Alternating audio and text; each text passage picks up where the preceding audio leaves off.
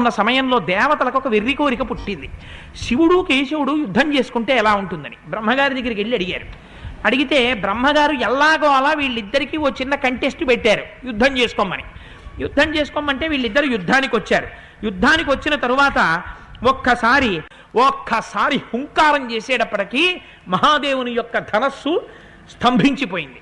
అంటే ఇంతకన్నా అజ్ఞానంతో కూడుకున్నటువంటిది ఇంకొకటి ఉంటుందా? శివకేశవుల మధ్య చంద్రశేఖర పరమాచార్య దీని గురించి అద్భుతమైన వ్యాఖ్య చేశారు. తెలిసి తెలియని వాళ్ళు అన్నారు, శివకేశవుల మధ్య యుద్ధం జరిగింది, కేశవుడి చేతిలో శివుడు ఓడిపోతాడన్నారు. కేశవుడి చేతిలో శివుడు ఓడిపోవడం, శివుడి చేతిలో కేశవుడు ఓడిపోవడం ఉండదు. అలా అయితే పరశురాముడి చేతిలో రాముడి చేతిలో పరశురాముడి ఓడిపోతే ఎవరి చేతిలో ఎవరు ఓడిపోయినట్టు చెప్పండి? ఆదివరాహమూర్తికి వెంకటేశ్వర స్వామి వారు ఎదురొస్తే ఎవరెవరికి ఎదురొచ్చినట్టు చెప్పండి? రెండు విష్ణుమాంశాలు కావా? రామలక్ష్మణ భరత శత్రుఘ్నులు ఒక్కసారి భూమండలం మీద